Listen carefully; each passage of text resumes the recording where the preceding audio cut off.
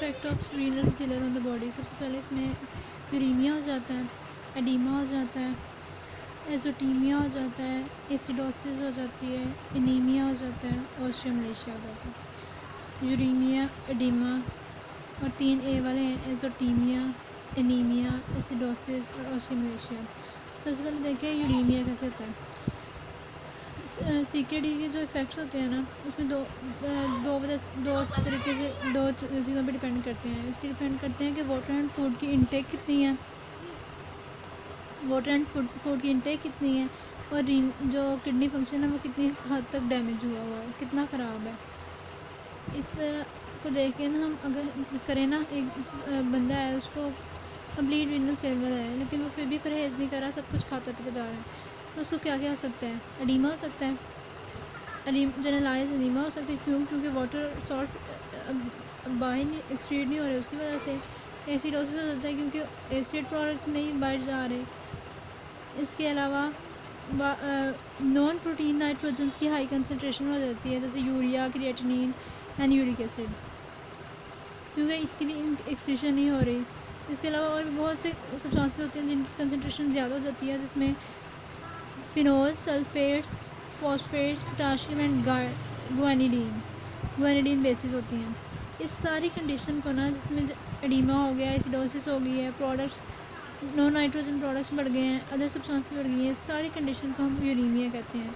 क्यों? क्योंकि body fluids में ना यूरिया की कंसनट्रेशन ज़्यादा हो जाती है।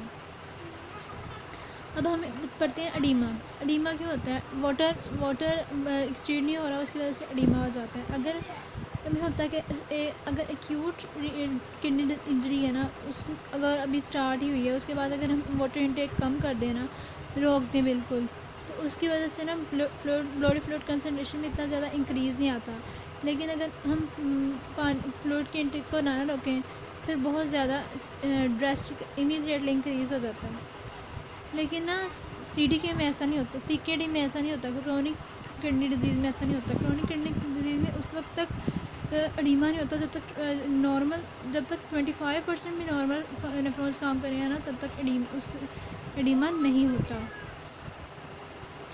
CKD में हाइपरटेंशन हो जाती है। अब ये हाइपरटेंशन क्यों से होती है? कहते हैं कि CKD में थोड़ा सा भी फ्लूइड रिटेंशन हो गई हुई है ना, थोड़ी सी भी फ्लूइड अंदर रह गया है, फ्लूइड रिटेंशन हो गया और बॉडी फ्लूइड रिटेंशन हो गया, और इसके साथ साथ देखें CKD में क्या होता है, इस्कीमिक कंडीशन भी हो जाती है ना। तो इस्कीमिक कंडीशन में हमें ब्लड सप्लाई चाहिए, ब्लड प्रेशर कम हुआ होता है, उसकी वजह से इस्कीमिया हो जाता है। तो उसके लिए हम रेनिन और एंजियोटेंसिन 2 आते हैं ताकि वो ब्लड प्रेशर को मेंटेन करें। तो अब थोड़ा स्मॉल वाटर फ्लूइड रिटेंशन हो जाए और इसके साथ साथ रेनिन और एंजियोटेंसिन 2 आ जाए, तो इसकी वजह से ना सीवियर हाइपरटेंशन हो जाती है।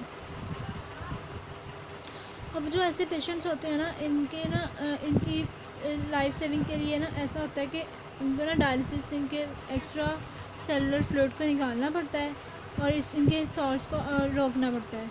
लेकिन अगर फिर भी इन्हें कोई डायलिसिस करने से भी कोई फ़ायदा नहीं होता, बास पेशेंट्स में उनके लिए ना इस्कीमिक किडनीज़ को रिमूव कर दिया जाता है। क्योंकि किडनी रिमूव करने से हमारा जो बेसिक उसका जो सोर्स है रेनिन सिक्रीशन और एंजियोटेंसिन 2 का, वही ख़त्म हो जाता है, क्योंकि वो तो किडनी से आ रहे थे ना। इसके बाद हम एजोटीमिया की बात करते हैं। एजोटीमिया क्या होता है? एजोटीमिया में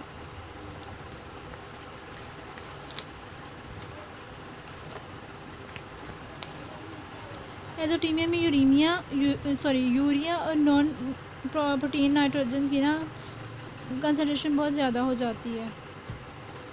अब इसमें नॉन प्रोटीन में क्रिएटिनिन, नॉन प्रोटीन नाइट्रोजन में ज़्यादातर यूरिया भी होते हैं, लेकिन यूरिया के अलावा भी होते हैं, यूरिक एसिड, क्रिएटिनिन भी हो सकते हैं, ठीक है। अब ये रिमूव नहीं होते तो इसमें इसकी कंसनट्रेशन बढ़ जाती है, उसे एजिटोमिया कहते हैं। जैसे कि यूरिया है ना, नॉन प्रोटीन नाइट्रोजन्स की ना मिकदार 10 टाइम्स ज़्यादा हो जाती है, ठीक है। टोटल रीनल फेलियर के 2 हफ्ते में इनकी मिकदार ना, यूरिया की मिकदार 10 टाइम्स ज़्यादा हो जाती है। अब जो CKD है ना, क्रोनिक सिंड्रोम, क्रोनिक जिसे किडनी डिजीज़ भी कहते हैं, इसमें जो कंसनट्रेशन है ना इन प्रोडक्ट्स की, नॉन प्रोटीन नाइट्रोजन की कंसनट्रेशन इंक्रीज़ होती जाती है जैसे जैसे फंक्शनल नेफ्रॉन्स कम होते जाते हैं। तो इनकी जो कंसनट्रेशन है ना, उससे हम सिवियरिटी ऑफ CKD का पता लगा सकते हैं कि जितना ज़्यादा ये मकदार होगी उतना ज़्यादा डैमेज हो गया हुआ है। इसके बाद हम बात करते हैं एसिडोसिस हो जाता है। एसिडोसिस हो जाता है क्योंकि हमारी बॉडी में ना मेटाबॉलिक एसिड ज़्यादा बनते हैं as compare to metabolic alkali. 50 to 80 millimole ज़्यादा बनते हैं metabolic acid as compare to metabolic alkali. तो अगर बॉडी हम वो फंक्शन नहीं अपना प्रॉपर करी तो वो उसको एक्सक्रीट नहीं कर पाती, तो उसकी वजह से बॉडी में अकमुलेट होने लग जाते हैं। अब जो हमारे बॉडी के बफर्स हैं, बॉडी फ्लूइड के बफर्स हैं, वो 500 to 1000 मिलीमोल्स ऑफ एसिड को कर सकते हैं बफर, ठीक है। लेकिन और इसके अलावा एक और भी बफर सिस्टम होता है जो बोन्स में होता है। बोन में फॉस्फेट कंपाउंड होता है, वो भी बफर कर सकता है, वो इससे थोड़ा ज़्यादा कर सकता है। लेकिन अब इस सारी मिकदार से भी बढ़ जाए ना, फिर भी हमारे इस बफरिंग के बावजूद भी एसिड प्रोडक्ट्स सारे एक्सक्रीट ना हो, बफर ना हो, तो फिर क्या होता है, पीएच ब्लड की कम हो जाती है और पेशेंट कोमाटोज में चला जाता है, कोमा में चला जाता है। और अगर 6.8 से कम हो जाए तो पेशेंट की डेथ हो जाती है।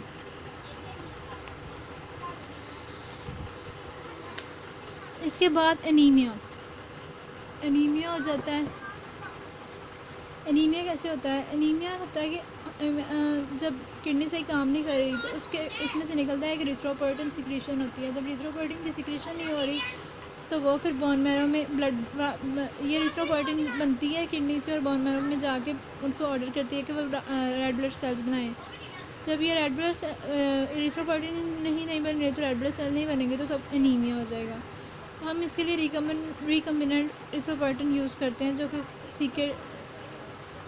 CKD के क्रोनिक रीनल फेलर के पेशेंट्स को दी जाती है। इसके बाद ऑस्टियोमलेशिया हो जाता है। ऑस्टियोमलेशिया कैसे होता है? अब ये 2 वजह से होता है मेन।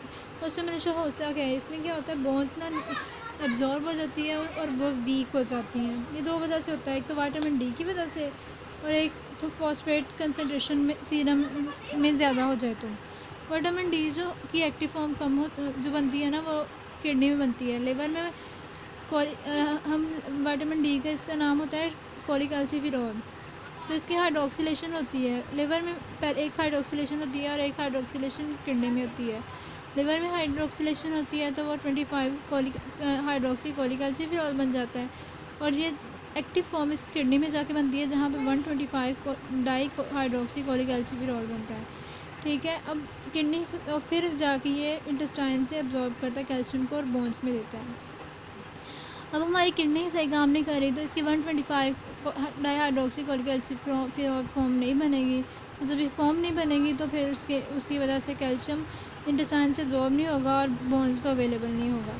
इसके दूसरे मेजर कॉज में हमने देखा था कि ये फॉस्फेट सीरम लेवल कंसनट्रेशन बढ़ जाती है।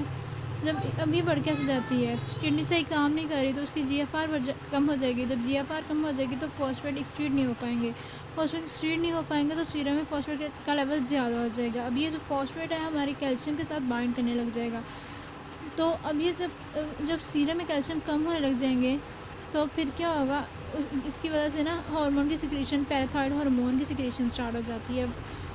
मतलब उसे लगता है, उस हार्मोन को लगता है कि बॉडी में ना ब्लड में कंसनट्रेशन कम हो गई है कैल्शियम की। फिर वो कैल्शियम ना बोन से निकालता है और इस तरह डीमिनरलाइजेशन बोन से निकाल के ब्लड को देता है। फिर इस तरह ब्लड की और बोन्स की डीमिनरलाइजेशन हो जाती है।